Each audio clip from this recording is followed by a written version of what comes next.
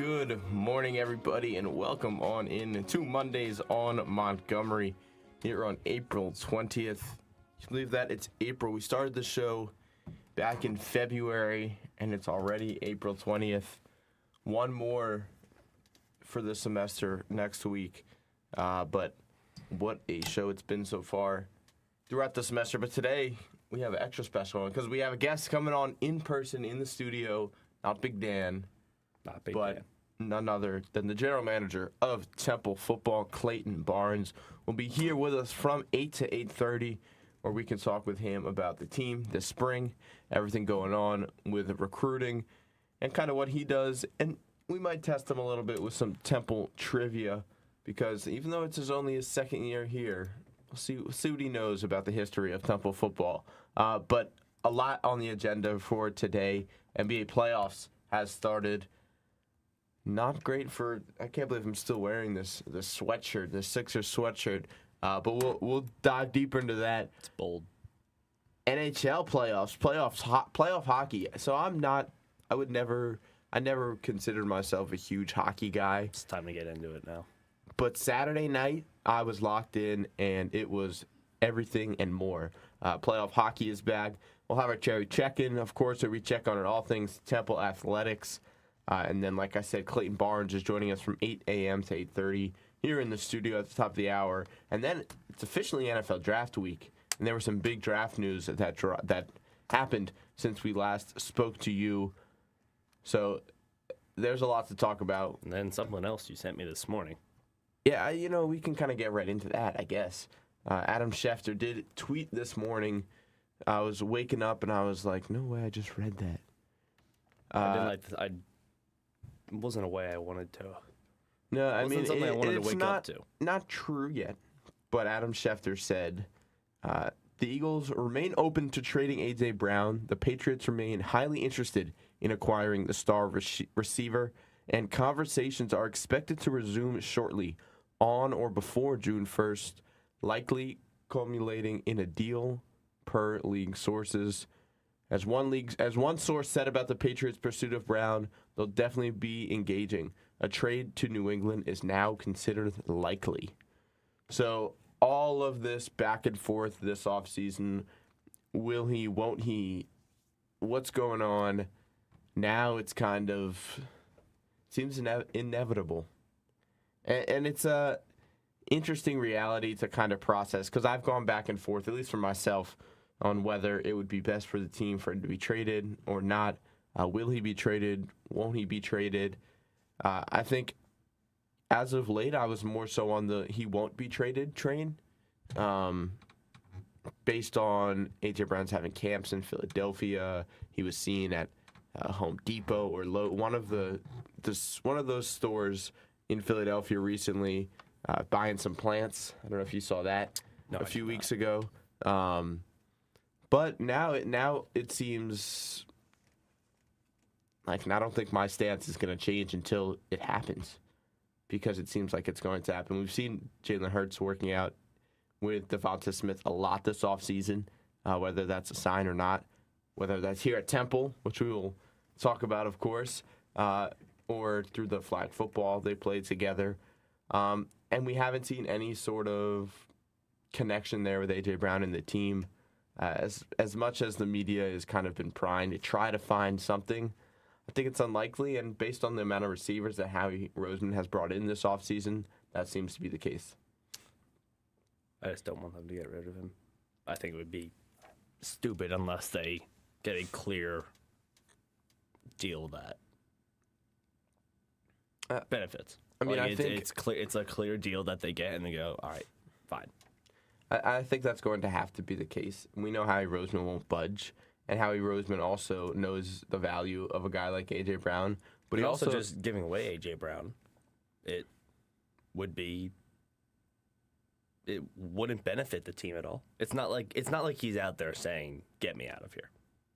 But he is out there and clearly of course causing riffles in that locker room. And is it necessarily him? You don't necessarily know that, but he's the one that's showing the most frustration out of everybody. I know it was Kevin Patullo. There was frustration with the play calling, and whether his relationship was hurt with Jalen Hurts was still the same. The run game was off. So there was a lot to be frustrated about last year, and I think I understand that. Everybody understands that.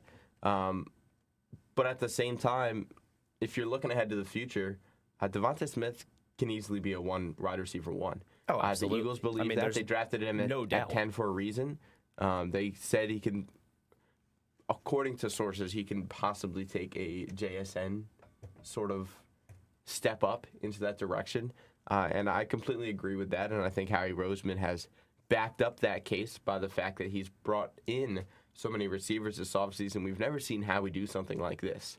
No. Normally, he kind of builds in the back end of the draft with some receivers. Maybe he'll bring in a bona fide receiver 3. And I thought Jalen Reagor. I thought he did that when he brought in Hollywood Brown. I was like, oh, there's the receiver 3 for the year, or replacing Reagor, replacing Jahan Dotson. That may be the worst draft pick ever. Yeah, he made a mistake. Just think about how we've changed over Howie Roseman. But you got to think though. We wanted him burning at a stake in City Hall. If you don't draft Jalen Reagor, then that is true. Then you probably don't draft Devontae Smith. You probably don't end up trading for AJ Brown. So there's a lot of ripple effects based off of that draft pick right there. As frustrating as it was in the moment in 2020. I mean, you mentioned how the possibility of Devontae Smith flourishing into a JSN type of role. I mean, you got to think about Devontae already having. He's had 1,000+ yard seasons. Yep. The fact that he can go even higher quietly too.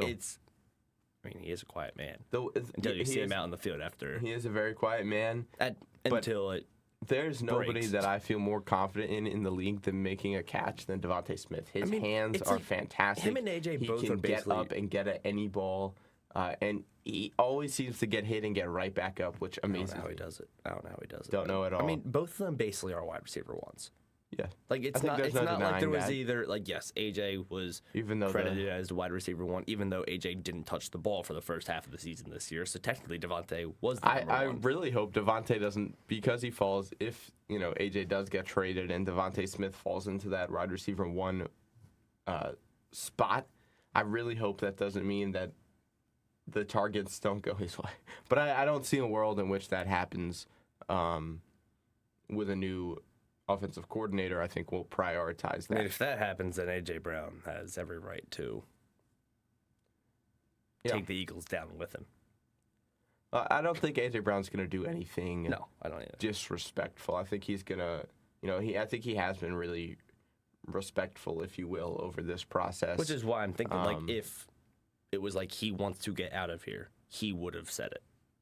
And I think there would have been... But you also don't know that. He could be, for the fact, not saying it on social because he knows how much of he knows the Philly media would go on WIP weekly. They're doing that either way. Yes, but if you put a tweet out there, it's gonna cause a lot. But we could talk about AJ Brown and that whole saga for a long time. There's more important stuff. There's a lot more to talk about. We're gonna move on to the NBA playoffs.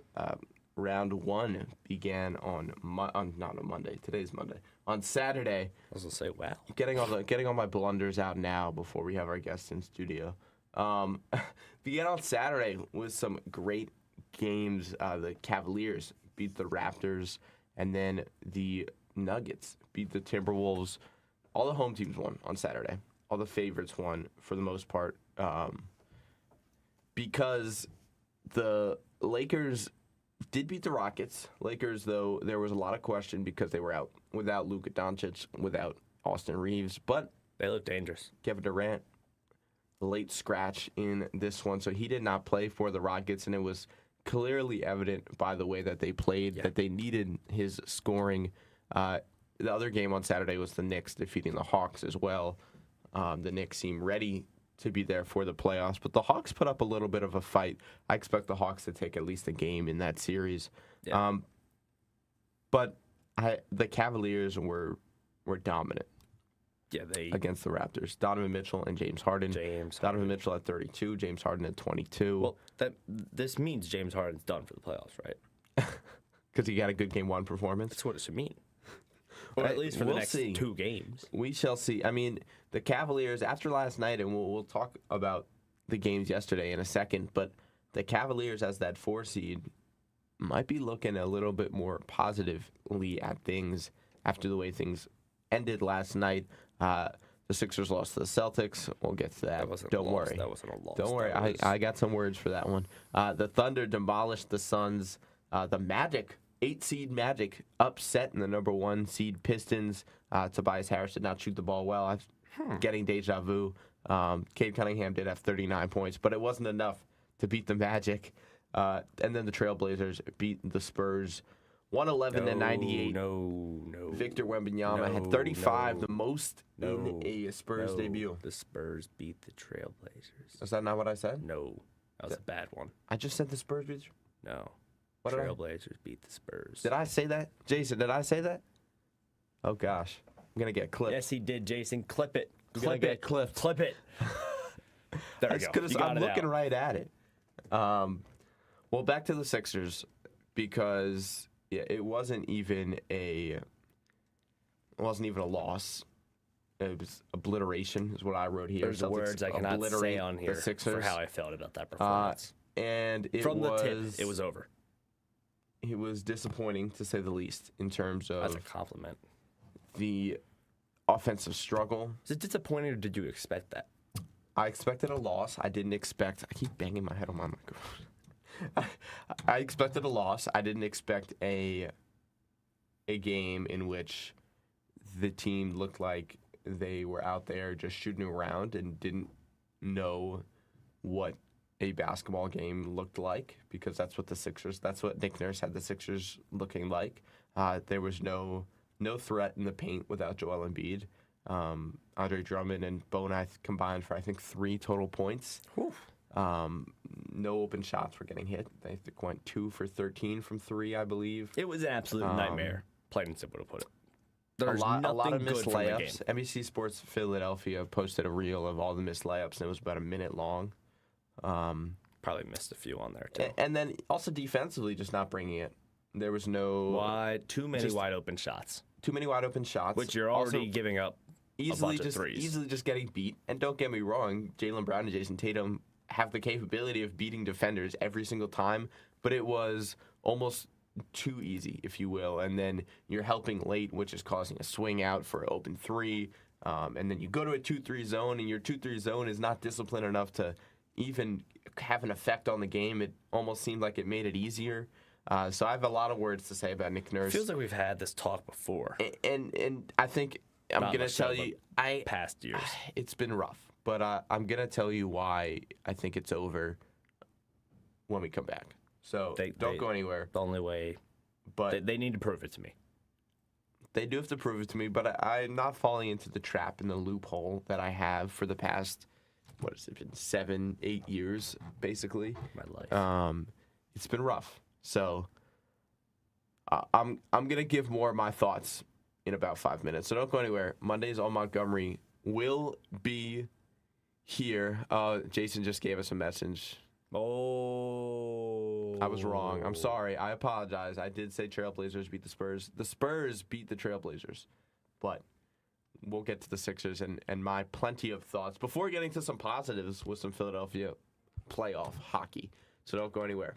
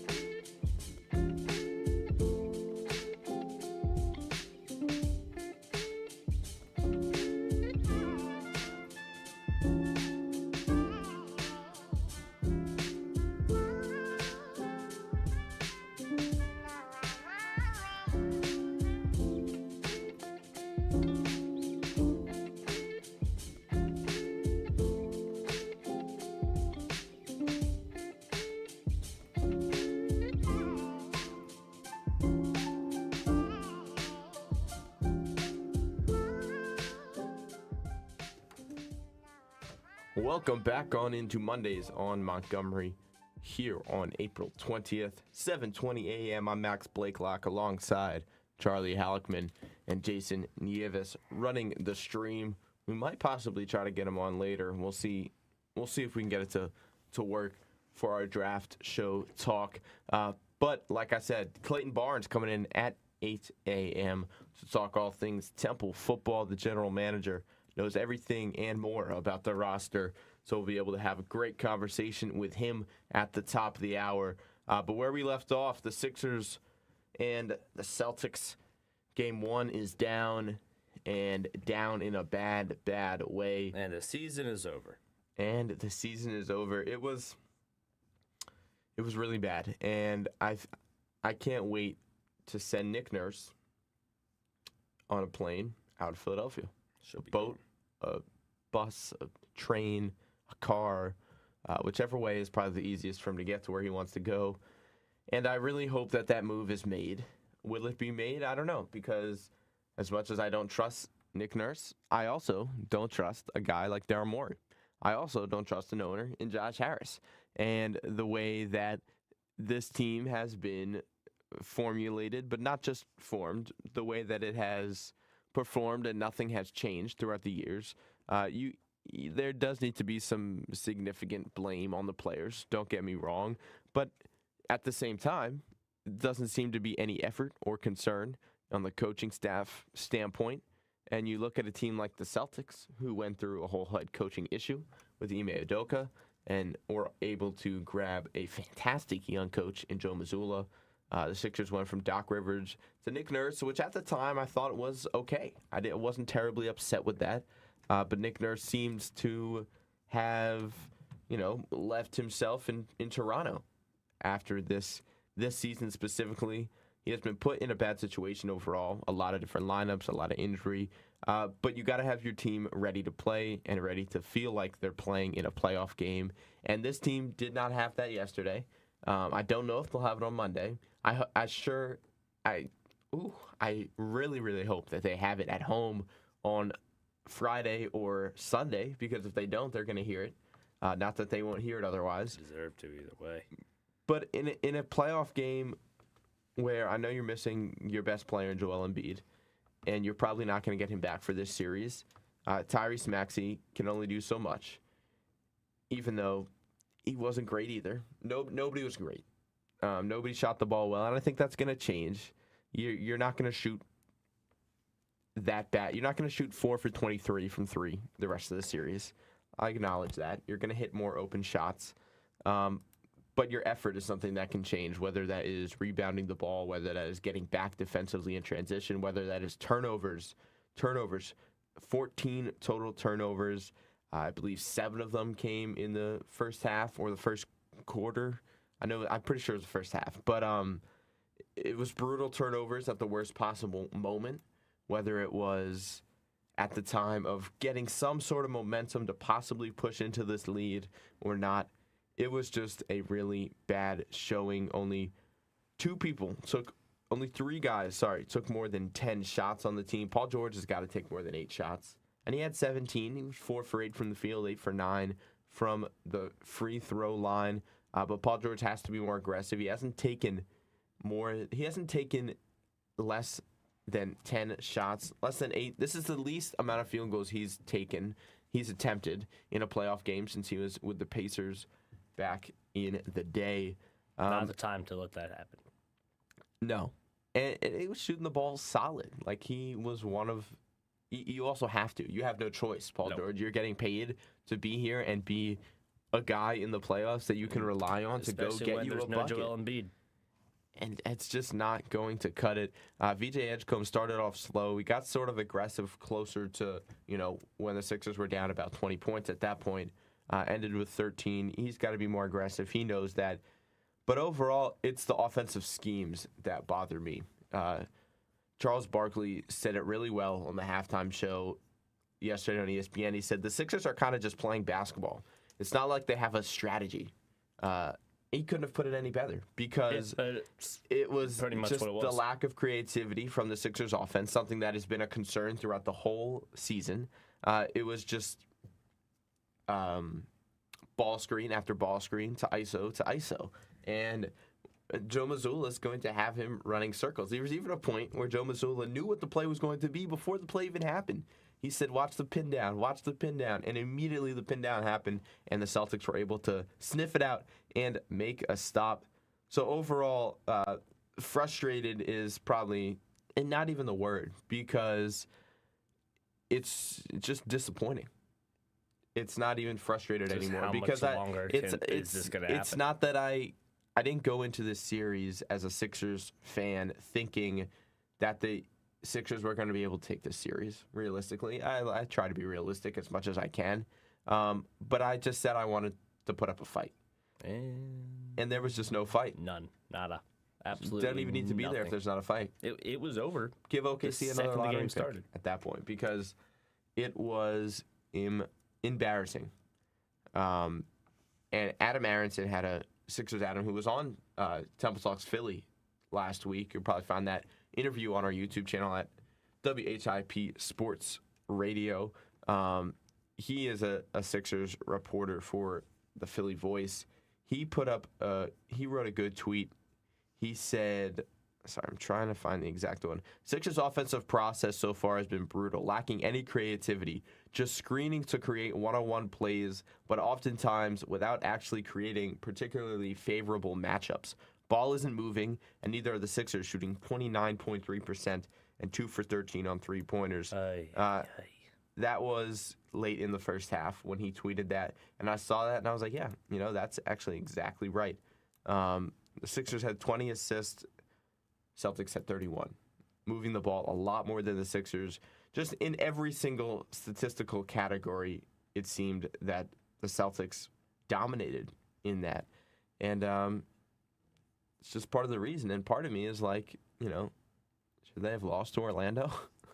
Orlando went and beat Detroit. But then I find me telling myself, For how they played, they don't match up well against Detroit as well. And I was thinking the same thing. I was like, all right, so if Orlando can beat Detroit, the Sixers clearly outplayed Orlando. I mean, realistically, I don't see Detroit losing to Orlando. I think Detroit might win the next 4 games. Oh, yeah.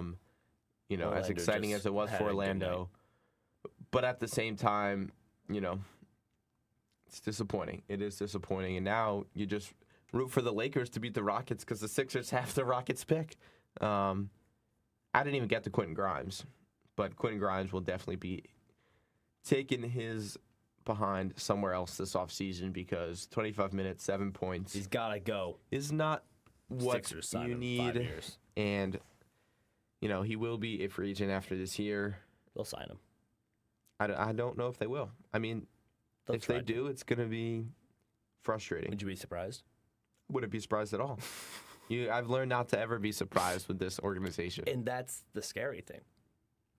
That it would not frustrating. surprise me at all. And don't get me wrong, I'm still going to be there watching Game 2, Game 3, Game 4. I watched this one from the tip-off all the way until the clock hit zeros, even though the game was over at halftime pretty much. It was over when the clock started in the first quarter. But, yeah, it's playoff basketball is back. It's certainly back. And the thing is, I was debating whether going to Game 4 possibly next Sunday. Prove something to you first. That's what I said. I said I'm not going if I'm going to go watch a blowout, or if they don't have a chance to at least make it a close game. Watch a sold out. I'm not going to watch them get swept. Watch Boston take over. So, and the thing is, Boston probably will take over, because I'm not the only Sixers fan that feels this way, and I can guarantee that Sixers fans are sick of the same thing every year. And Unless they take a game. Unless they take a game tonight. Tomorrow night. Tomorrow night. They do need to take tomorrow night if they want a chance in the series, but realistically, I don't see them winning a game on the road, especially Joel Embiid unlikely to return this series, possibly late, but he has yet to resume basketball activities, so we've been down this road before. But now that we got that out of the way, even though that took 10 minutes of this segment, we'll go into our next one after with more of this. Some positivity. The Flyers win Game 1 in Pittsburgh in the Battle of Pennsylvania. Yeah. That one was worth it. Didn't catch NHL you off guard this playoffs. time. No, I was ready and I was excited. NHL playoffs began on Saturday. Carolina Hurricanes took down the Ottawa Senators. Minnesota Wild dominated the Stars in Dallas. And then the Flyers steal Game 1 in Pittsburgh. A 3-2 victory. And that's huge. And you know who scored a goal? Do you have the right one? Yeah. Uses glove and then his stick. Got that puck to Martone, who charges in. Martone turns with it, gets himself some space, turns again, fires and scores! The Marty Party is alive and well in the playoffs. Porter Martone makes it 3-1 Philadelphia with his first Stanley Cup playoff goal. The Marty Party, This kid just 19-year-old. continues to wow me. The Continues to 19-year-old wow with everybody. the dagger. The dagger. Made it 3-1. The Penguins would get one late in the third, but it was all too late. I mean, it's not a Flyers game without a heart attack. Come on now. It's not a Philly, not a Yeah, I Philly was like, oh my sports. gosh. But it was fantastic. I mean, the energy in Pittsburgh in general was great. They took one. They took one. It took one, and that's always the start. But I am extremely excited for this team, and I'm getting those 2022 Phillies vibes. I don't want to speak too soon. I've said it all over the last 2 weeks. I think you just feel the energy. The energy is palpable throughout It's the same Philadelphia. exact feeling. Throughout, I'm getting people texting me that don't really watch hockey, know that I don't really watch hockey, and I'm sitting there texting about the Flyers. If you would have told me that I'm watching hockey over a primetime Lakers-Rockets game, I would have been like, But I was sitting there tuned in to playoff Flyers hockey, and wow, it was Electric. It was electric. A few other electric games though throughout the Stanley Cup playoffs so far. A lot came yesterday. The Avalanche beat the Kings 2-1, and then the Canadiens took down the Lightning in Tampa Bay in overtime 4-3, and then the Buffalo Sabres That game. in the playoffs for the first time in 15 years since 2011. In which their last playoff series, they lost to the Flyers in 7 games. But they took down the Bruins After nearly putting their stadium to sleep. 4-3. 4 goals in the third period. In fact, it was 3 goals, I think, within like 2 minutes or something crazy like that. Short amount of time. And It was that stadium. Incredible. The lid blew off of it. I was watching that game the whole time and was just waiting. Yeah. Because it was on the verge of just erupting. Yeah. And then it did. That's how quick playoff hockey can change. That's how quick playoff hockey can change, and the excitement in Buffalo. You know that the Buffalo fans love their teams. We've seen it with the Bills, and the Sabres are the only other team, but they've been waiting for this moment. So great for them to get the job done in Game 1. And then the last game of the night, the Golden Knights took down the Utah Mammoth 4-2.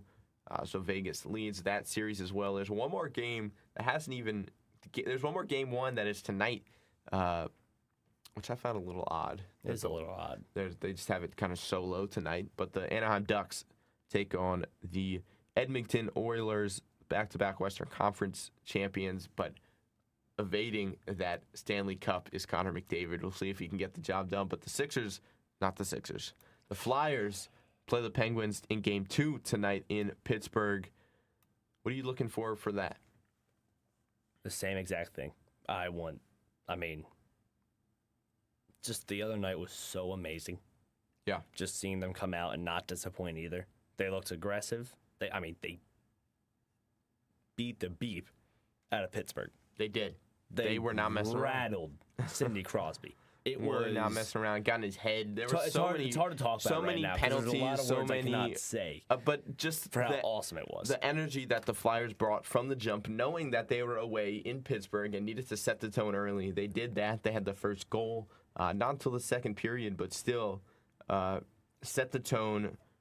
And I can't wait for Wednesday night. Playoff hockey in South Philadelphia. The energy in I that can't stadium. wait for tonight. Let's get through tonight as first. well, yes. Oh, I know. But I'm saying I it's can't gonna- wait it's to going see to it in the be Wells Fargo Center. It's going to be incredible. It's going to be incredible. insane. And hopefully Flyers with a chance to go up 3-0. But tonight would be one big step. They got one on the road already. That is correct. But when we come back, we'll talk a little bit more Flyers, but then it is time for our Cherry Check-In, where we check in on everything Temple Athletics. And then Clayton Barnes joining us at 8 a.m. here in the studio. Don't go anywhere. Mondays on Montgomery. We'll be back in 4.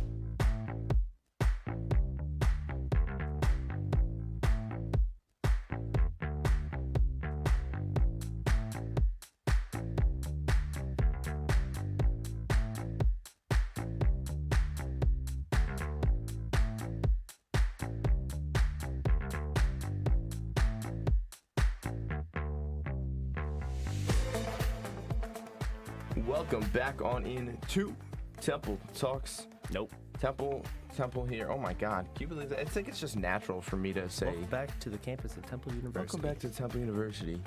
WHIP Radio, Mondays on Montgomery. There we go. I'm Max Blakelock. He's Charlie Halleckman. You can find us on YouTube right now. WHIP Sports Radio on YouTube. We are live, thanks to Jason. But you can also find us and listen to us on the iHeartRadio and Radio FX app, and follow us on WHIP Radio on social media.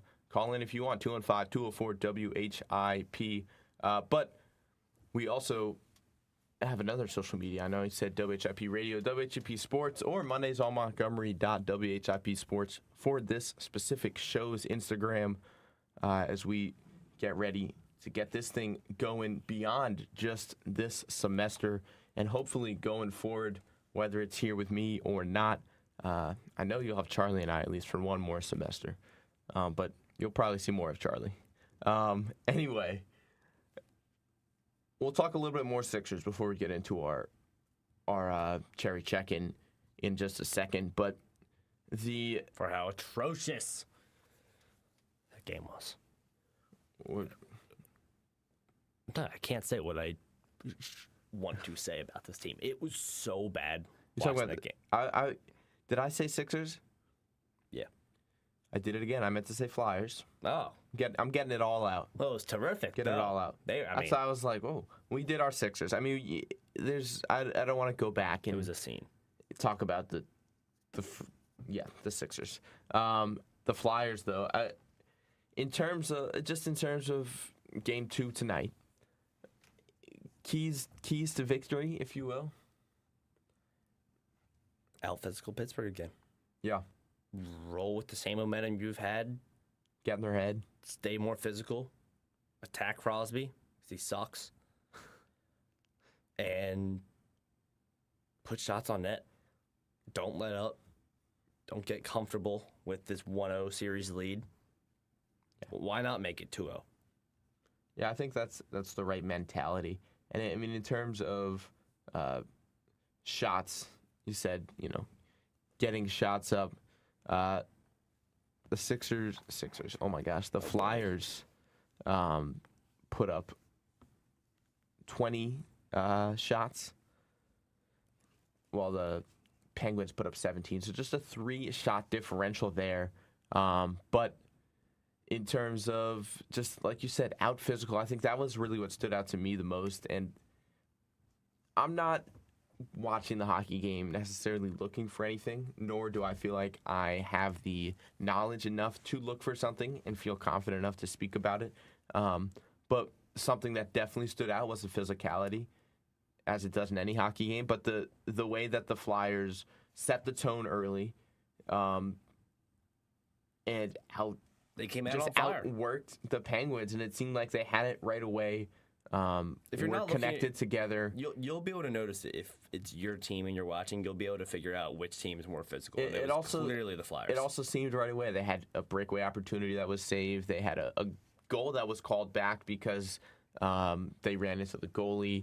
I forget exactly who that was, but just in general, it really seemed like the Flyers were just poking away before they were finally able to get one down in the second period. Even though Pittsburgh matched quickly, the Flyers did not let that bother them and bounce back. But yeah, like we mentioned, Game 2 tonight at 7 p.m. on ESPN in Pittsburgh before coming home to Philly on Wednesday. But now it is time, of course, for our Cherry Check-In, where we check in on everything Temple Athletics. And we're going to start with our women's lacrosse team, winning 3 straight games after starting 0-3 in conference play as they dominate Charlotte on the road 16-3 to finish out their American Conference regular season. They return home and play tomorrow, this Tuesday, against Drexel. We will have a broadcast and a call for that as well, because we have Cal Toter, I believe, is on the call for that. That'll be that'll be tomorrow at 3 p.m. at Temple's campus. So that's really exciting, as well as just to see them kind of bounce back after starting 0-3 in conference play. and 11-4 right now, and just in dominating fashion on the road, 16-3. And I know Charlotte isn't necessarily the best opponent, but it is exciting. They did win.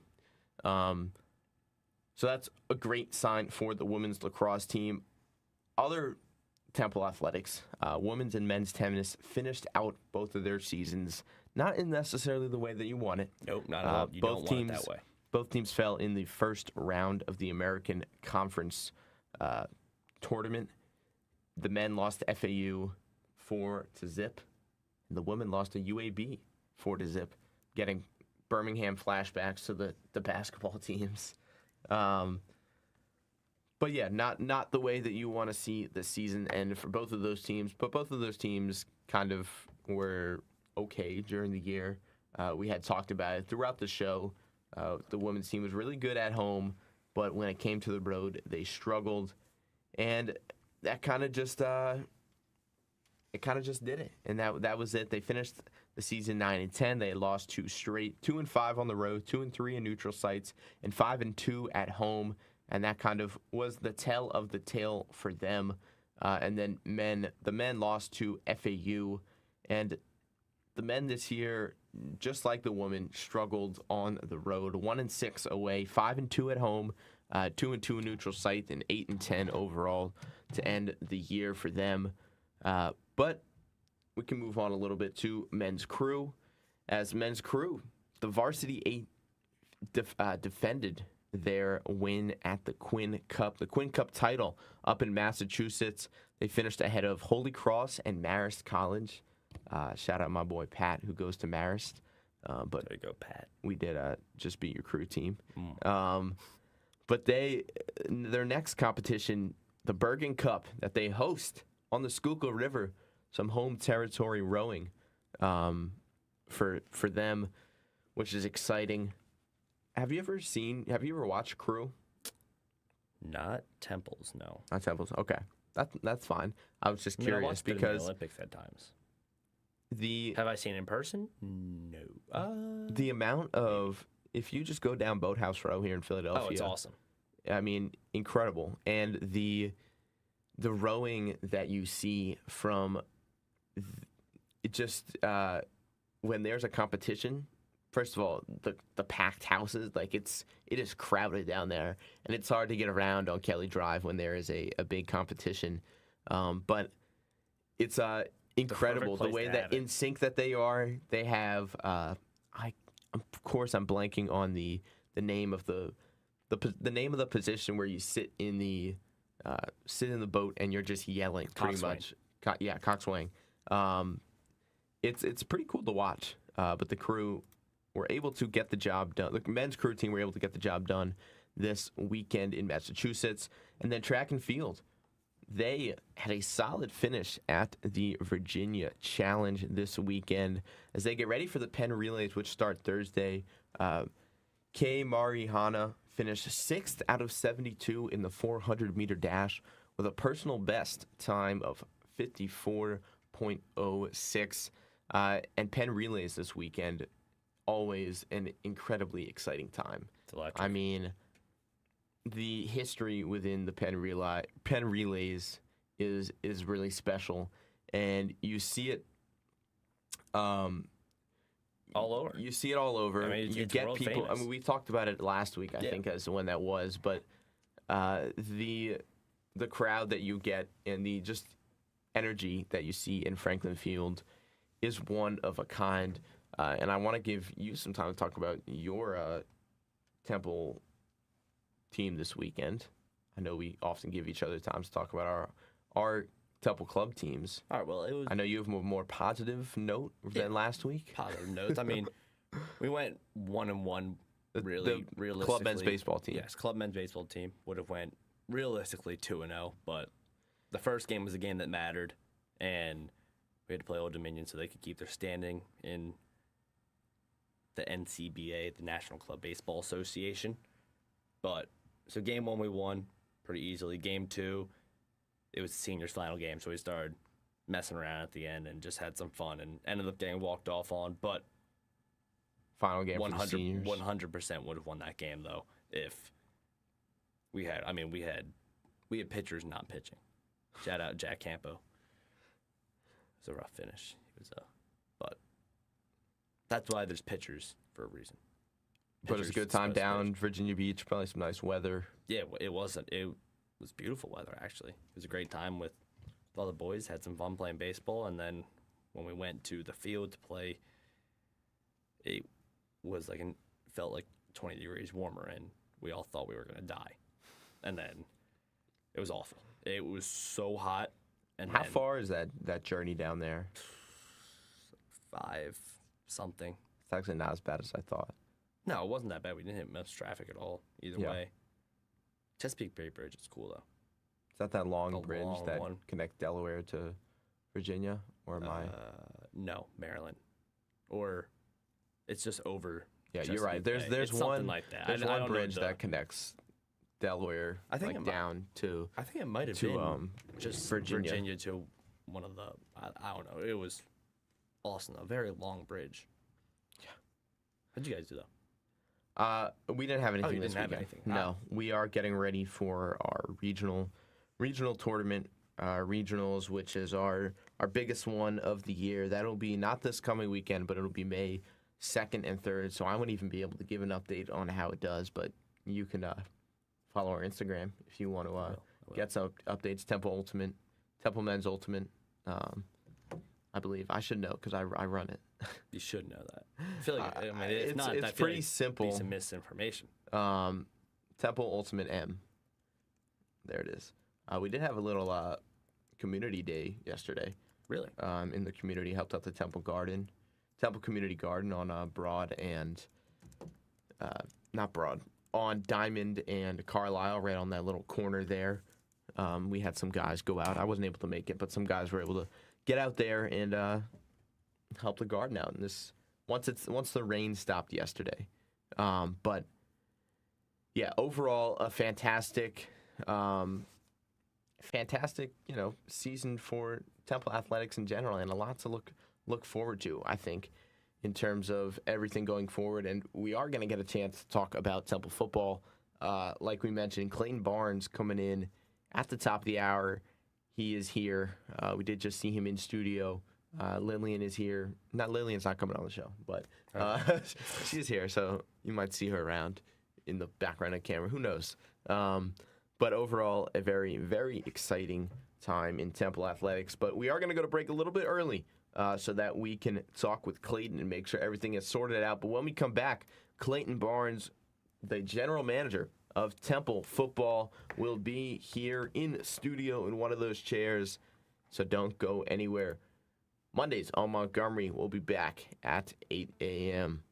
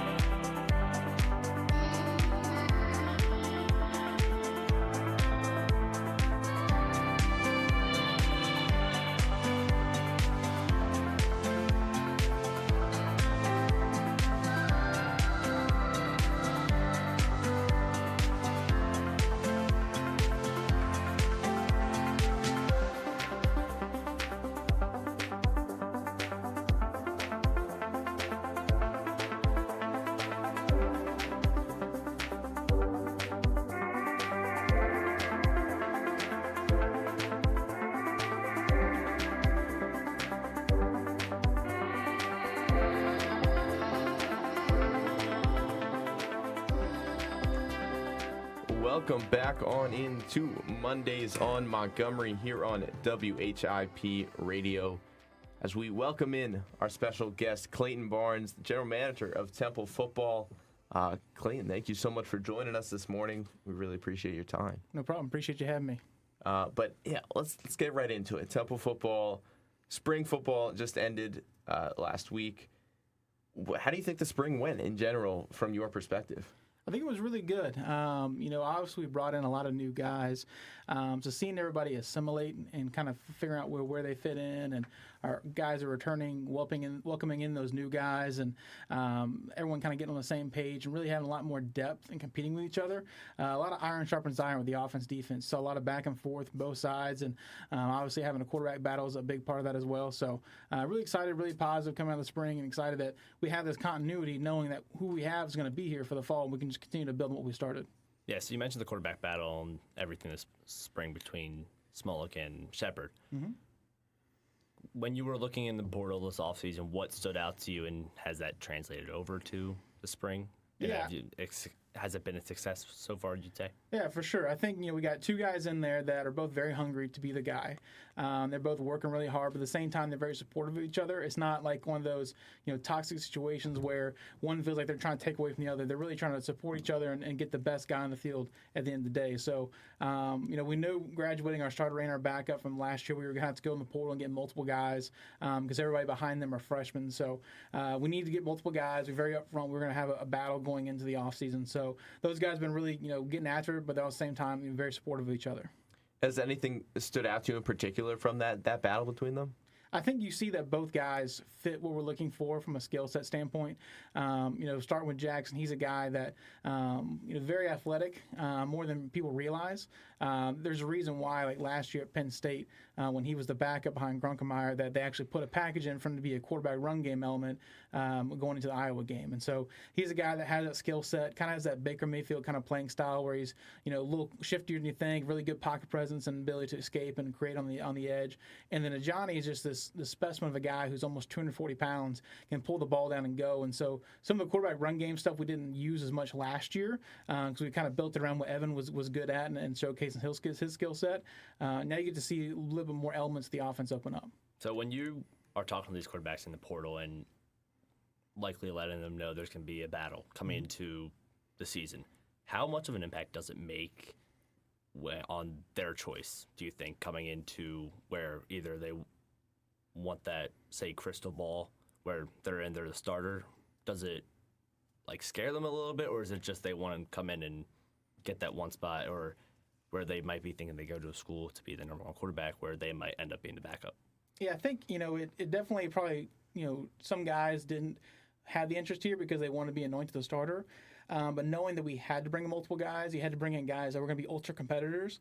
And so it kind of naturally let us gravitate towards the guys that were open to that, the guys that were going to fit that mold. So it's different if, it's a situation where we have, some quality backups, some young guys, and really just need one walk-in day one starter.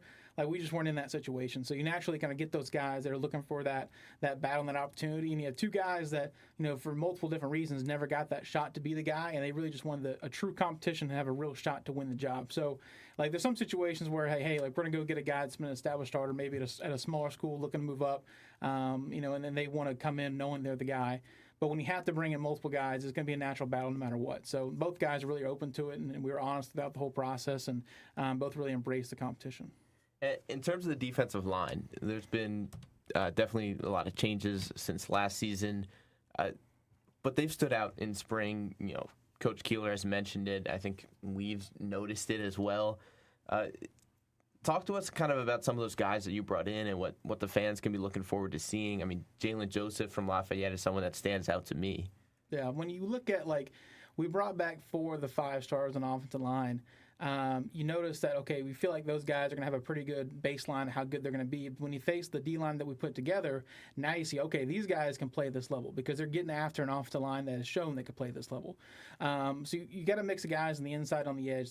The rush position, like you mentioned, Jalen Joseph, he's a guy that really fits what we want to do there, right? Last year, we kind of converted some defensive ends and made them rush linebackers, but they really were more just stand-up defensive ends in the day. Where Jaylon and then Jameer Diaz, the other transfer we brought in that position, they're both versatile guys. You can stand them up, move them off ball, move them around, do revolve technique, like drop, all kinds of stuff. So now it opens up a lot of different things we can do schematically with that position because it's not just an end that plays a C gap and rushes the passer. It gives us a lot more multiplicity in what we can do. And then you look at the interior defensive line. A guy like Kevin Hornbeek, who was a really good player at the D2 level, really just starting to scratch his upside because he's a guy that was a track athlete to start his career, started with football and started playing really well at the D2 level. So he's really starting to make his stride.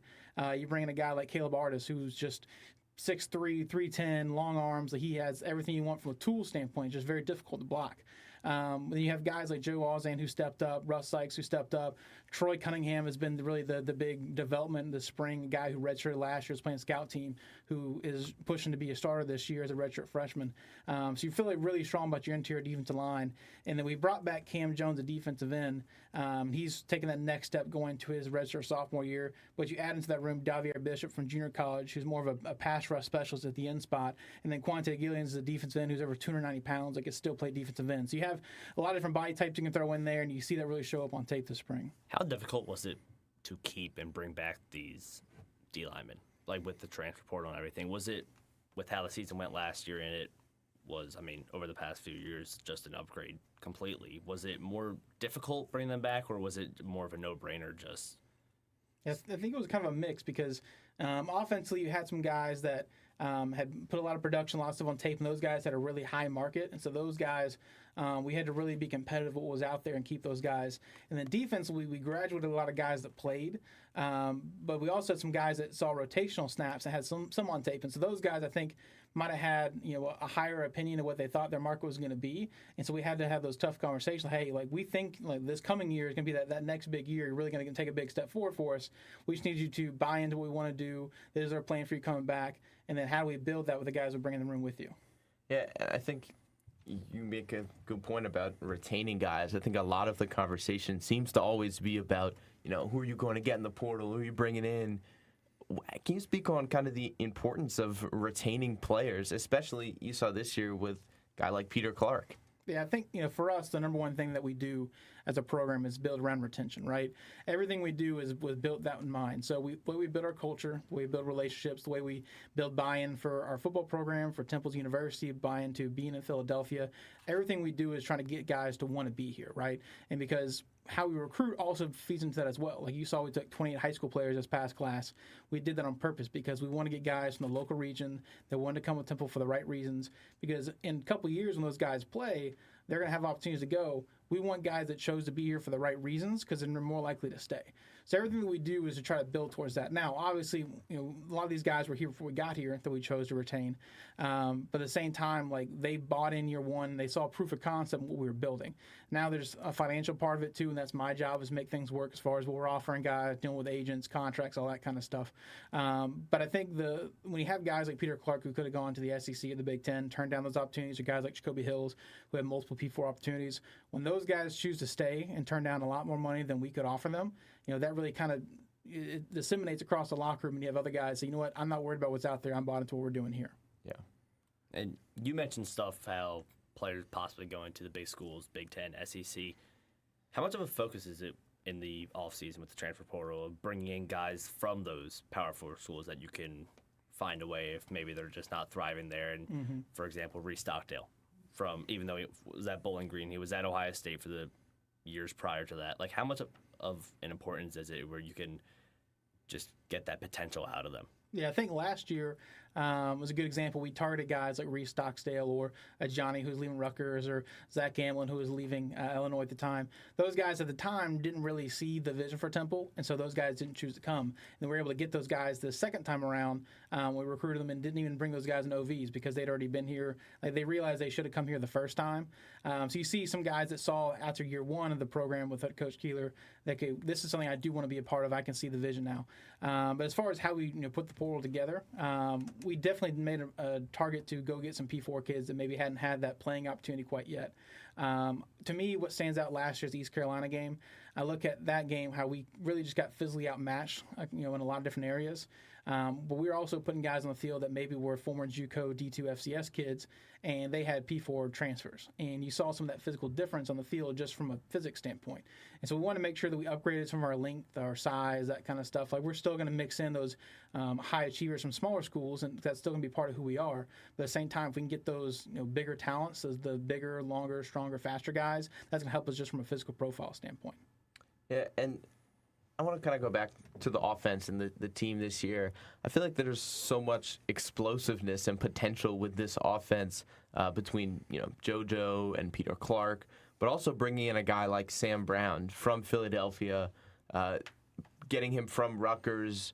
I'm really excited to see him play based on what I've seen this spring. What can people look forward to from him, and what stands out really about his game and what he can contribute to this offense in general? Yeah, I think when you just see Sam Brown physically on the field, you notice him. Like, he wears 27, and people joke that he's Brandon Jacobs because he's such a big back. He's not quite that big, but what's impressive for a guy his size, he is so explosive. The fact that he can make you miss in space, he can catch the ball out of the backfield. So when you have a guy that's that big and physical, that's also an explosive athlete that's going to make you explosive plays, like, that just brings another dynamic to the game. When you add into the mix of Kavion Mason, who's going to a sophomore year, who we think the world of, he's a guy that's going to have a lot of potential here and a big career here at Temple. And then Hunter Smith, who comes back, who was kind of our big play guy last year.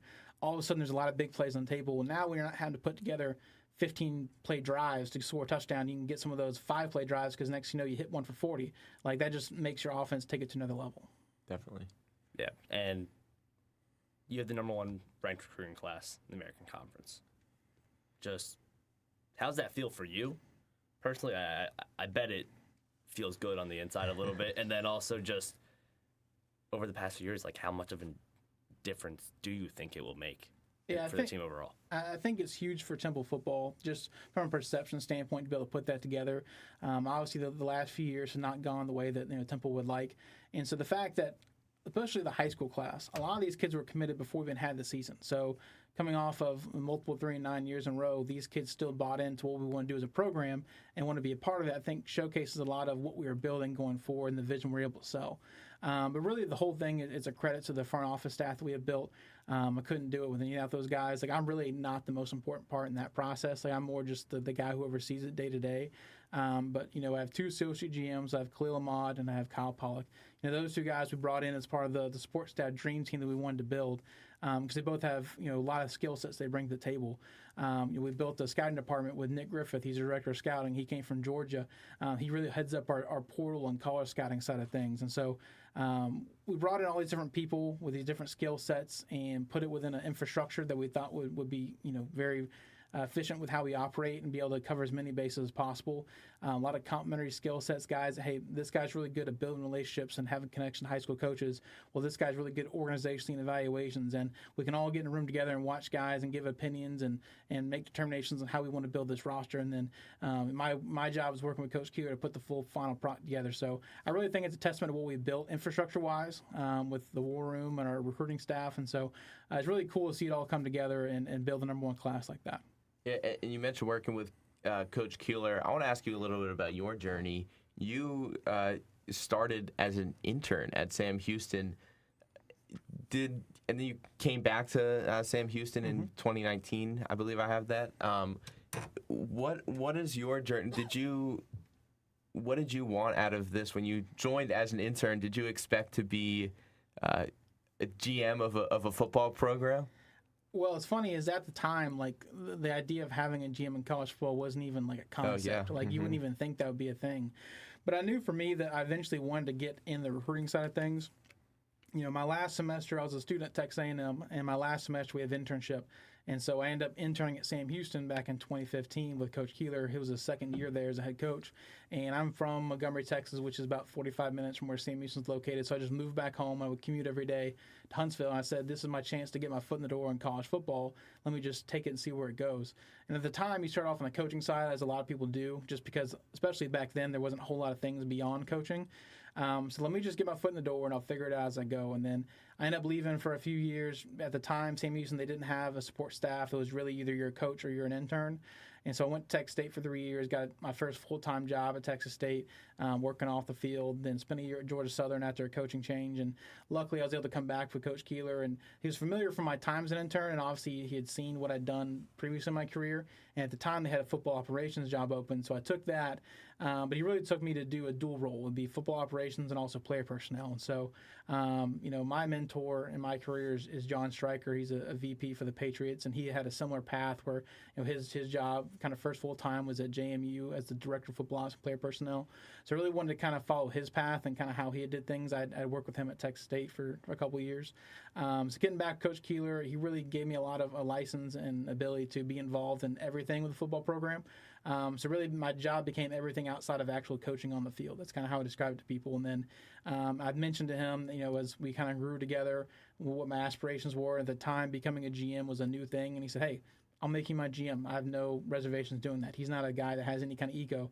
He's the winningest coach in active all college football, and he's not afraid to have, at the time, a guy in his mid-20s, be a GM next to him. So I'm really just appreciative of all the opportunities he had, and obviously I wouldn't be here without him. Definitely. And kind of back to the way that, college football has changed. Like you said, when you started, there wouldn't be a GM role, but now we're still seeing changes. No more spring portal. So, how does that change the way that you go about your job? Well, what's interesting is that, if you asked me a few months ago when they moved to one portal, I would have said I'd rather have it in the spring. Because I was worried at the time when they put it in January, starting January 2nd, said, how are we going to get these kids into school? I mean, we're starting classes middle of January. We're not going to be able to get these kids on campus, committed, enrolled, and not miss class time or get it before that drop deadline. But obviously they made the rule that way, and we found a way to get it done. We got 40 new kids in here before this classes finished adding. So we found a way to get it done, and now I'm so thankful for the fact that we don't have a spring portal, because now all the things we've done, this winter workouts and the spring football, it's actually building towards something because all the guys are going to be here. So now that we've gotten through it and found a way to get it done, I wouldn't have it any other way. Because, if we had, a second portal or a spring portal, all of a sudden, on my end of things, it opens up a whole new negotiation period with agents and that kind of stuff. And it kills your continuity, it kills the things you're building towards, because you really want to have everything in place going into the season. So having that out of the way going to the summer, it really just clarifies things for the fall. Definitely. And from being down south in Texas with how big football is there, bring that up to Philadelphia, how much are you trying to, I'd say, bring from that Texas football mindset to Philly? I think for me, I almost kind of put that away in the past because I really wanted to embrace what it was up here. One of the first things that I did when I got here is I went back and looked at the 2015, 2016 Matt Rule roster and said, okay, how did they build it, right? Because it's not like this is something that hasn't been done before. Let's figure out how it's been done in the past and how can we lean into that. So you look at it, it's built very much, obviously, PA and local Philly kids, but also Jersey, Maryland, Delaware, Connecticut, Virginia, New York. That's where they built the rosters. So I said, okay, I don't have the interest in bringing Texas high school kids up here, right? If we get a portal kid that's from there, so be it. A guy like Jalon Joseph, awesome. You get a kid like that, great. But we're going to build this thing from the high school ranks first, and we got to build that locally. Every now and then you go get a Georgia kid or a Florida kid, but you're going to build it locally for those reasons. That's what's worked in the past, and it helps you with your continuity. So the biggest thing is kind of adjusting to that. When we built our front office staff, I got guys from up here because I couldn't tell you the difference between St. Joe's Regional or St. Peter's Prep. I had no idea, right? So I found guys that did know that know the lay of the land. And so it's been an adjustment for me, just understanding the different dynamics. You have a bit more, I think, movement among kids in high schools. I think because the private school dynamic in Texas, almost all the great players are at public school. So guys go kind of where they're from, or they move somewhere once their freshman year of high school because they know where they want to play their high school ball. Where here it's a bit more transient because you have a bit more open movement from schools. You got a kid like Lamar Best who's from Willingboro who went to St. Joe's Regional. Obviously, that's not a normal commute you would make in Texas to go to school. But there's just a bit more movement, that kind of stuff. Kids want to go play in the Big North in Jersey. Or you have Jersey kids that go to Roman Catholic over here in Philly. There's just something that's just different than Texas. So the biggest thing was understanding some of that, understanding that you're going to have different evaluations on kids in Texas. A lot of those kids were trained when they were 12 years old and have been in the college weight room style program, and they have in-school athletic periods. So the kids are a bit more tapped out because they've kind of already reached their potential because they've had all that stuff put into them. Where here, guys start to just scratch their surfaces. They get to college levels. So you have sometimes a bit more of a raw product, but guys you can really develop in their college years. Definitely. And in terms of the secondary, one thing I didn't even get a chance to ask you about, Coach Baker, now assistant head coach, but it's a lot of young guys that are kind of got their feet wet last year with Denzel and Adrian and Devontae Grant. Can you speak a little bit about the secondary and what you kind of expect from them? Yeah, I think it's interesting. Like the corners room and the safeties room are very different, kind of how they're built and how they're constructed. So start with the corners room. You do have guys like Denzel, Adrian, and a little bit Devontae, guys that got their feet wet last year, got a chance to play some. Like Denzel and Adrian were critical players for us on special teams last year, and that still adds value and gets to showcase what they could do on the field. And they also got to rotate a little bit behind Ben and Castleberry. And Devontae, like, we saw flashes, but we said, okay, he's not quite ready to get fully in the rotation, so let's not burn a year on him. Let's 4-game redshirt him and then get him ready for next year to compete. So those 3 guys are already kind of in the mix, and then we brought 2 junior college guys in also that Coach Baker identified as having the requisite skill traits that he wanted to work with that we thought could also get in that room. So we didn't necessarily go into the portal thing, hey, let's go get a day 1 starter. Let's go get guys in that room to compete, because we feel like we have pretty good pieces already in the roster. And with those 2 junior college guys, now we feel like we have 5 guys that can really compete for those top 2 spots, then we can figure out who's kind of the next guy in. And in the safety room on the flip side, we graduated almost everybody. Like, we had very little returning experience. We had Avery Powell, who played the most of the guys coming back, who played a decent amount, but he was banged up all year, so he didn't get the full version of Avery Powell. You had Pooh Lawton, who played a decent amount of snaps, and then you had Ziel Powell, who played some spot snaps as well as special teams. So that's really only 3 guys, and that was it. And the way we build it on defense, we want to be 3 deep as much as at every position as possible, just so we can rotate guys and also be able to withstand injuries and that kind of stuff. So, all right, now we said we'll probably bring in about 4 or 5 guys total. So we brought in 2 junior college guys, kind of like the corner room, with Josiah Jackson, Arel Gray. But then we also knew we need to get some veterans that could come in and step and play right away. So that's why we got guys like Sabor Kareem, who played pretty significant snaps for a guy at Illinois, who, for a guy that goes in the portal who's played that much, you thought he might go more of a lateral move, but he wanted a chance to come back home, a chance to walk in and really make an impact like you could here. And a guy like Colin Dinkins, who was a heavy special teams player, a bit more of a role player on defense, who could come in and have a bit more of a starring role. So you have some more plug-and-play type guys coming in, some larger veterans, but across the board, we feel like we've got pretty good depth in both safety and corner, just built a little bit differently. Definitely. And then I have one last question to you before we get to a little Temple trivia. What would be your message to the fans? Because, I'm a senior here. I've been here for 4 years, but I also grew up in Philadelphia. So I was here in that Matt Rule time when there was such hype around the city when College Game Day came here. But I also feel like there's a lot of it's an upward trend after last year with Coach Keeler. Everything is in such a positive direction. What would you say to fans to kind of get them excited about what's to come and why they should be invested in this team? Yeah, I think when you look at last year, year 1 under Coach Keeler, you kind of saw that initial proof of concept that, okay, this is the winningest coach active in college football. Okay, he probably has an idea what he's doing. And you saw the difference year 1 without really a whole lot of roster change, right? Majority of the guys that played last year were guys we inherited from the previous regime. We brought in a couple guys here and there, the guy like Jay Ducker who came with us. We bring in some impact transfers in the summer like Colin and JoJo. But really didn't get a chance to really flip the roster and make a significant difference from a personnel standpoint. It was more about getting the most out of what we had. We feel like we did a good job of that.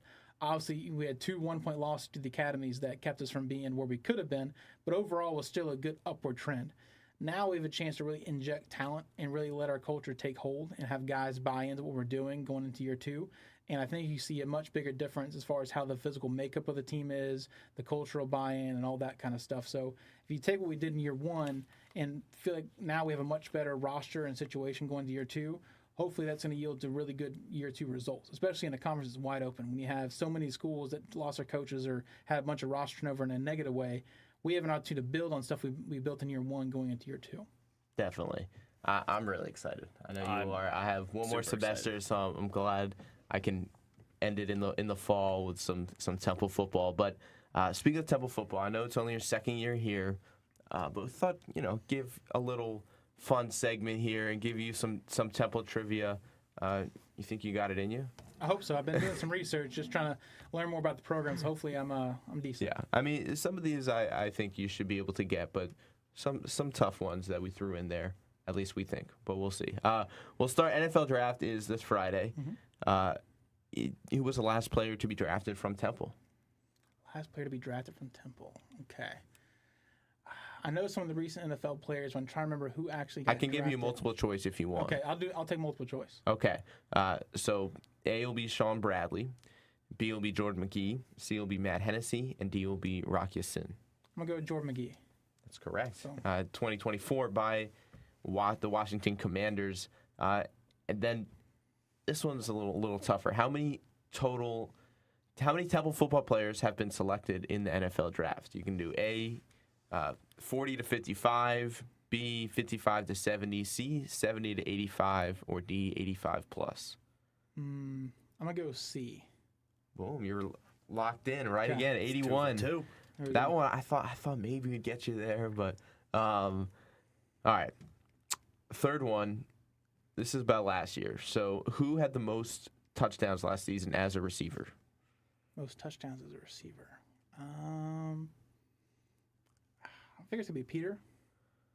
So yes, that is a little bit of a trick question because Okay. Peter also had 6 as a tight end, but I Okay. guess as a wide receiver, I should have clarified that to you.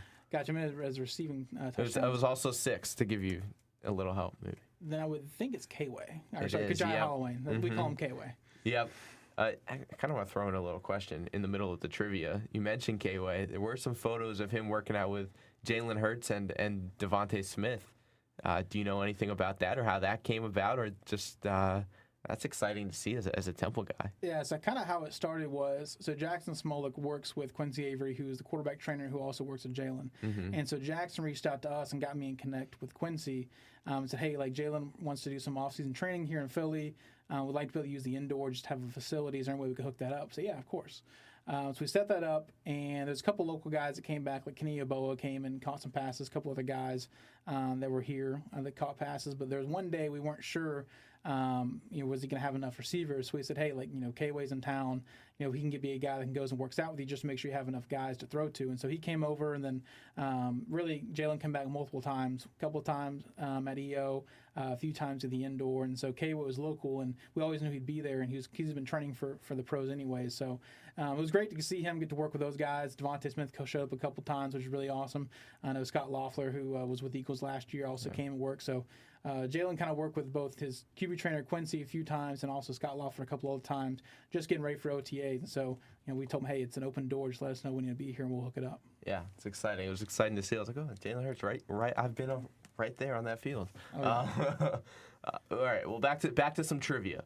Who led the team in tackles last season? It would be A, Avery Powell, B, Jalen Castleberry, C, Curly Ordunez, or D, Javier Morton. Pretty sure it's Curly. It was Curly. It was There we go. 66 tackles. And then the last time Temple played in a bowl game, very close last year, but either 2016, 2017, 2018, or 2019. 2019. Against North Carolina. So hopefully getting back to that this year. We'll see. And then just a few more for you. Who has the most career passing yards in Temple history? It could be either A, Henry Burris, B, Evan Simon, C, P.J. Walker, or D, E.J. Warner. Okay.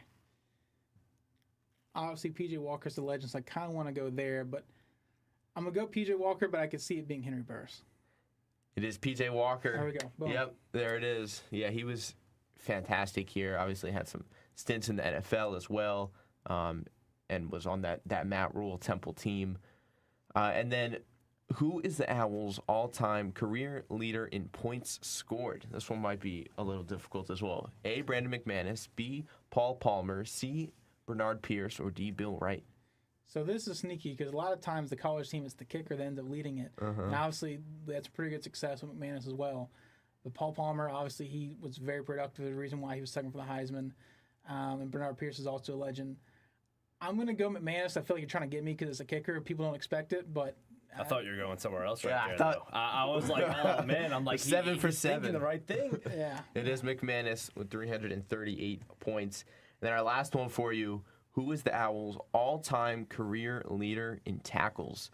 It would either be A, Joe Klecko, B, Tyler Matakevich, C, Sean Bradley, or D, Steve Conjar. Okay, so this is where I might embarrass myself, but So I do a trivia night with the guys every Okay. year. Like that's something we started at Sam, we did here. And I'm pretty sure this is one of the questions I gave them because I thought it was a really gotcha one because obviously Matakevich is a legend, so you would think it'd be him. Obviously Joe Klecko was a first-round draft pick Hall of Famer, so you'd think it might be him. But I'm pretty sure it's Steve Conjar, isn't it? Well, we got you. Matakevich has him by 1 at 493. Condor has 492. Okay, he got me on that But one. so it is a tricky one. But yeah, Matakevich has it. Obviously, legendary Temple football linebacker. But Clayton, thank you so much for joining us. Thanks very much.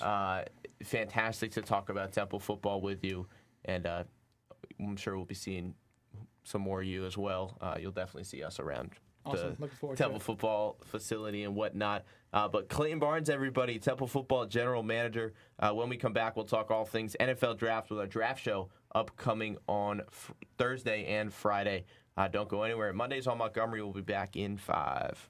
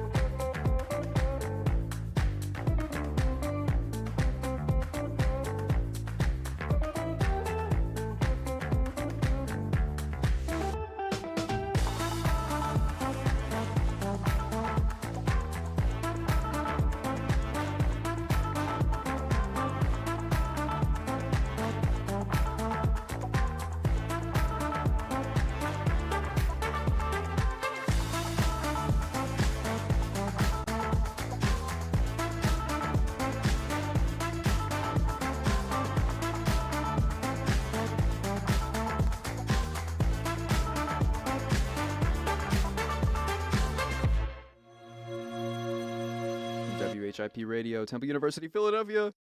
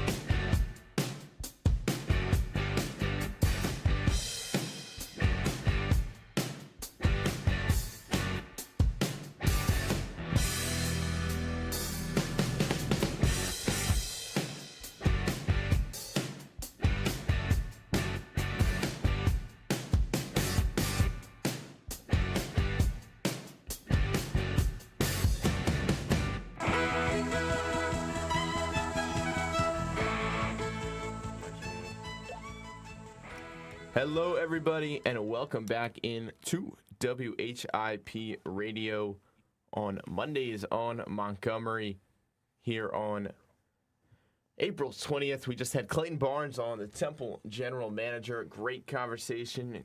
Great to hear about what Temple football has going on and give him a little trivia. We got to stump him on the last question, which was, always exciting. Now, we're going to try something new this segment. It is our NFL Draft segment because we have our NFL Draft show at Fieldhouse Thursday and Friday. Thursday night for the first round at 8 p.m. The draft starts. Will go on probably about 7:30. So very exciting there. Come stop by. It'll be myself, Big Dan, and then Jason Nieves, who we're going to try to bring in here. He's doing the stream, but we're going to try to get his voice on here. Jason, can you talk? Can y'all hear me? Yeah, Hey, we well, can. look at that. Welcome, Jason. First time's a charm. Oh, Look at that. So, Jason multitasking right now. We can't even talk about him because he can talk back now. But that's crazy. I will say, as someone who created that quiz for Clayton, it makes me feel good about myself that I was able to stump him. You got him with on one. that one. And that was one he said he used. Yeah, I didn't know the answers myself before looking them up. If I was put in that position, I'd struggle. But either way, I'll take a win. Yeah, so we got about 15 minutes left here. We're gonna start off with this breaking news that just came out 2 days ago. Dexter Lawrence, who had requested a trade from the Giants, has now officially been traded to the Bengals for the 10th overall pick. Straight up. So the Giants now owning 2 top 10 picks for the second time since 2020. They had 2 top 10 picks in 2022 as well. This year they own the 5 and the 10th pick. Last time they had 2 picks in the top 10, 2022, they took Kayvon Thibodeau at 5 and Evan Neal at 7. Didn't work out quite well for them this year. It would be hard for them to go wrong, is how I feel.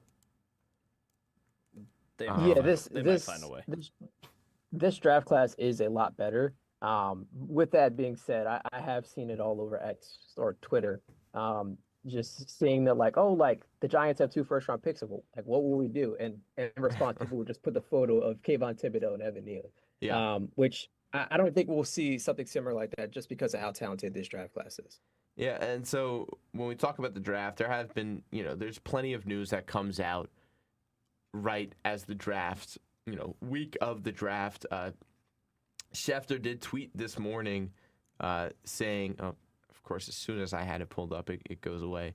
Was tweeted this morning saying that Jeremiah Love is now a possibility at 3 with the Arizona Cardinals, saying there's growing chatter in league circles that Notre Dame running back Jeremiah Love is in play with Arizona at number 3 overall. Ideally, the Cardinals would like to find a team willing to trade up so they can acquire more picks, and they have already been exploratory calls, as one source described it, regarding the number 3 selection.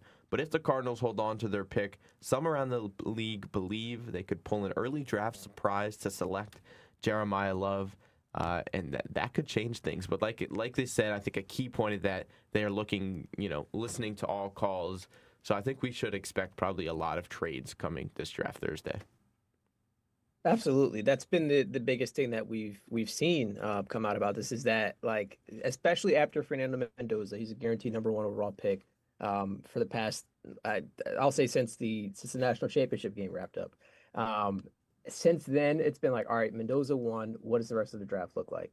And it's been a rocky couple of weeks as someone who's been trying to watch all these mock drafts and get a sense of it. And I've prepared 3 years now for the WHIP draft show. Yeah. This is the least prepared I feel, not because I haven't studied up, but solely because I don't know how it's going to shake out. Yeah, I've watched all the film, watched all the mock drafts, I've watched all the prospects, and I still look at this and say, this could go so many directions. I completely agree. I think I've also done the past 3 years of NFL draft show, and this is the most prep that I've put into it, and yet it seems the most anything could happen, which is part of what makes the draft so fun. But with our last 12 minutes or so here, we're going to do a quick first-round mock draft, try to get through as much as we can.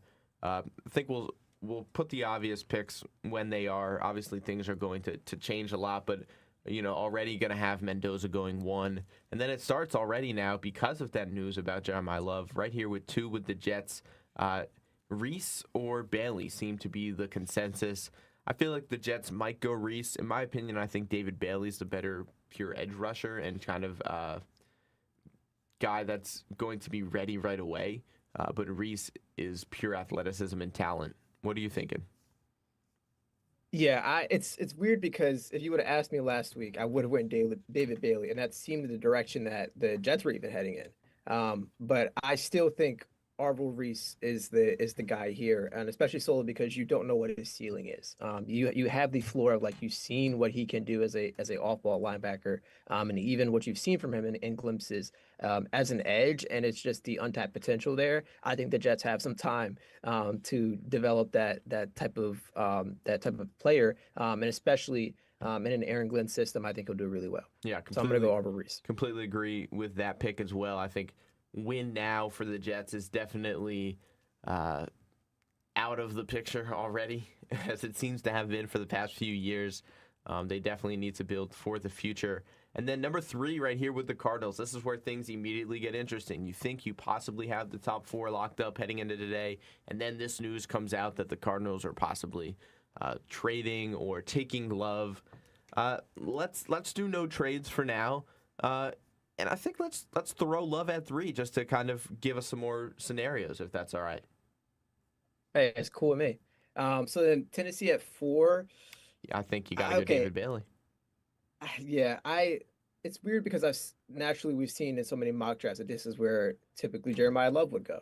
And I still think that could be the case if traded, but I think David Bailey's too good to pass up here, and especially in a Robert Saleh defense as a new head coach there, I think he doesn't want to pass up on a prospect like that. Yeah, completely agree. Now that leaves 5 right here with the Giants. They do have another pick at 10. I think right here you go defense, and I think Sonny Styles is perfectly for what you need. It could be Sonny Styles, could be Caleb Downs, 2 fantastic prospects out of Ohio State, but I think you go Sonny Styles here. I like that. For the Browns, look, I love Carnell Tate, and this I'm going to say it's Carnell Tate here solely because I think he's the best floor right now as a receiver. And I've seen a lot of buzz of looking at, and we'll get to the Giants' second pick of Jordan Tyson there. But I still think that, Carnell Tate, even if you get a healthy Jordan Tyson, is the better option. So I'm going to go Carnell Tate. Yeah, and I'm not upset with that, but I think ideally I really am dead set on the Browns taking a offensive lineman with their first pick.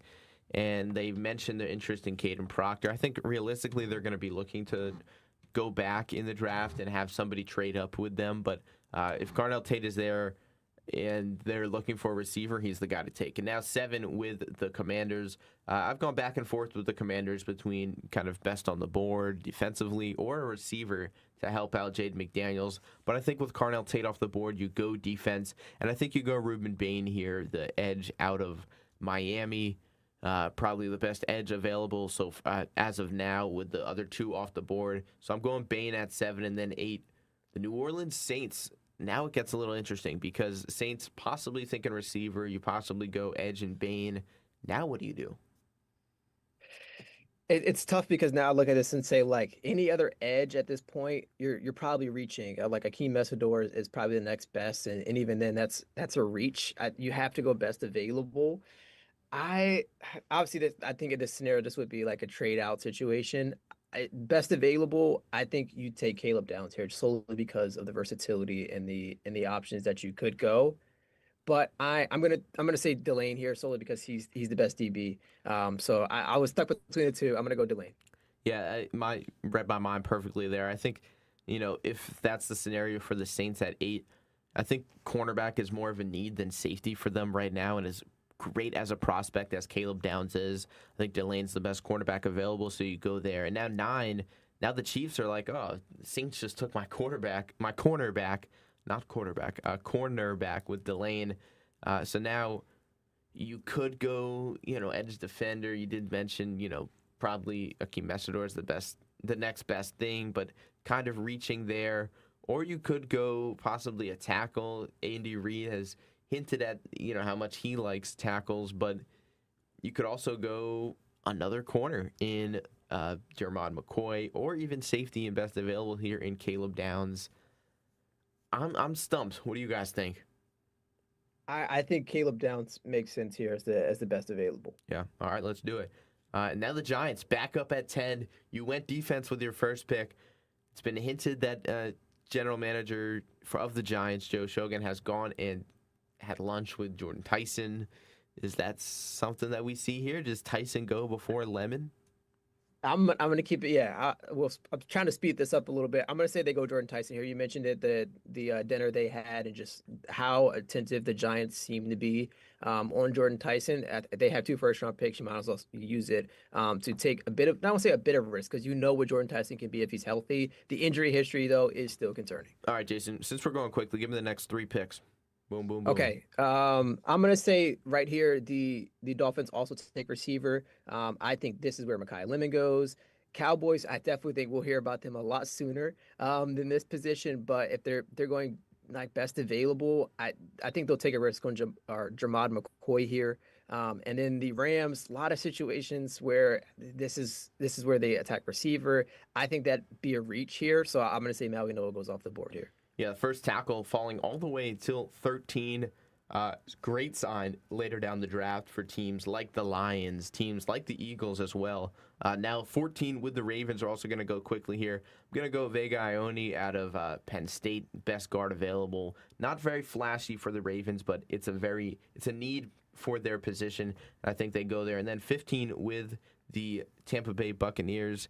Kind of torn here a little bit. I think you could go a guy like Kenyon Sadiq possibly, but I think I'm going to go a different route. I think they do go edge defender, and I don't think they go Messidor. I think they go Keldrick Falk out of Auburn, a younger guy, a lot of potential there. And then the Jets at 16, now they're looking like, all right, all my receivers are gone. You took Avril Reese with that first pick, but I do think you do go back to the receiver, and you go Omar Cooper Jr. here out of Indiana. There are a lot of great receivers available. And now, Jason, you give me your next 3. I do like KC Concepcion better than Amari Cooper Jr., but I completely understand it. Lions here, you mentioned it, good position. I still think they go Monroe Freeling here over Fano, just because of the Georgia connection.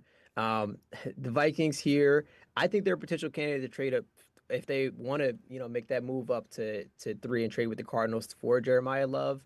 I still think they go best available here. Thieneman is a clear need for them here. Panthers. It's tough because I think you're looking and saying, all right, the receivers are off the board. Next best thing here, I think you go Sadiq. Boom. I love to see it. Cowboys here at 20. Cowboys, I think, are, like you mentioned, primed to trade up and possibly have to give up this pick to get up to 3 if they do that with the Cardinals. But they had this pick in our mock here at 20. They went McCoy with the first pick. I think this time they go with a guy. I think I'm back and forth here because you could go safety and Emmanuel McNeil-Warren and kind of bolster that secondary even more. You could go C.J. Allen, a linebacker out of Georgia. I don't think they go that route. You could go Akeem Messidor, edge defender out of Miami, a guy that we talked about, a guy that I really like a lot. I think they're going to go McNeil-Warren here, kind of bolster that secondary even more with their new defensive coordinator. Oh my gosh, I'm blanking on his name, but he was a secondary coach with the Eagles. Christian Parker, thank you so much. And now at 21 with the Steelers, I think you go offensive tackle here, and I think Spencer Fano falling to you right there is perfect. And then 22 with the Chargers, Messidor, I think slips right into place there. Now Eagles are on the clock, Jason. What do you do? All right, this is tough, and I have a lot of pressure here. With all of Philly listening. There's a lot of different options. Caden Proctor still here, and I look as the Browns are sitting there, probably wanting to be more aggressive and get there before. I still think you'd want to go for a safer pick and a higher upside right now, I think Blake Miller makes more sense, solely because and you've seen that he has the proven track record of Big being Dan just threw his phone across the room listening to you say I know, but I think it's just you take Oh. the player who is more consistent right now to have a more consistent, especially when you talk about like the injury issues that the Eagles offensive line had. I think you want someone who can step in right now and make an impact, and I think Blake Miller is further along in his development than Caden Proctor is, even though Caden Proctor has the higher upside. Sounds good. Give me the next two as well. All right, Caden. I think this is where Caden Proctor goes. We already talked about the Browns being in love with him. I think they go there, and then the Bears. I think they go Cassius Howe here, just to fill out that defensive line. All right, Cassius Howell off the board. Some may think he might slip out of that first round there, but he goes right here in our mock to the Bears. Now 26 for the Bills. I see a world in which they probably trade back. But right now in this scenario, they could go linebacker C.J. Allen out of Georgia. There also is a linebacker in Jacob Rodriguez out of Texas Tech that I really like a lot. But I think guard makes a lot of sense for them, or interior defensive lineman, a guy like Caden McDonald. So you could go Pregnon out of Oregon, but I do think I'm going to go Caden McDonald here, defensive lineman out of Ohio State. And then 27, you have the San Francisco 49ers, and you're looking at this squad right here. I think a lot of them are thinking tackle, a lot of thinking guard possibly, or even edge defender. Could also go receiver. You brought in Mike Evans. You're getting rid of Ayuk. But I think that they go interior offensive line and go Pregnon there at 27. Then 28, the Texans are kind of kicking themselves because they kind of wanted that guard there. But Texans here I think they go defense and kind of bolster that defense even more. And I think that they go Peter Woods out of Clemson, defensive line, one of my favorite defensive linemen in this draft. And now I got one more. Go ahead, Jason. All right, Chiefs here. There's a lot of different ways you can go, but I think the receiver is the clearest hole here. Denzel Boston makes the most sense for what the Chiefs are trying to do. Dolphins, they've already attacked the receiver need. This is where you definitely look at DB. I kind of like Colton Hood more than Avion Terrell, so I'm going to go that direction. And then Patriots, I think Max Ironacre here is the best, or Ian Chor is the best option here on the board, and that leaves you with the final one. Yeah, 32 with the Seattle Seahawks. I think I see definitely a world in which you possibly see an Arizona Cardinals trade here for a guy like Ty Simpson at the end of the first round. But in this case, with the Seahawks staying on the board with their pick, this means, we see a guy like KC Concepcion fall out of the first round, which I don't think will happen, but anything could happen on draft night. Like we say, possibly see a guy like TJ Parker fall out of the first round, Avion Terrell possibly fall out of the first round. And I think a guy that I've seen kind of more and more recently and is maybe a little bit of a reach, and that's, a guy like Chris Johnson out of San Diego State, a corner that I like a lot. He's a little smaller, but I think he can get the job done. And the Seahawks did just lose Tariq Woolen, so I think they go Chris Johnson out of San Diego State. A little shocker for that last pick there. There's always a few of the guys that you just... There's always going to be a few of them. You don't say the name of, and then all of a sudden, they throw them in there. They get them in there. You never know. Yes, but that'll do it for our Mondays on Montgomery today. Jason, thank you for joining us.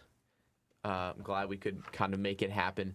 But like we said, draft show this Thursday and Friday at Fieldhouse on 9th and Spring Garden. Thursday at 8 and Friday at 7. Make sure to stop by or tune in on WHIP Sports Radio on YouTube. All things draft will be going on. Give our live reaction and live thoughts to everything that happens in the NFL draft. But for Charlie Halleckman, I'm Max Blakelock. And for Jason Nieves, we'll be back next week for our last Mondays on Montgomery of the semester. Thank you guys so much for tuning in, and have a great rest of your week.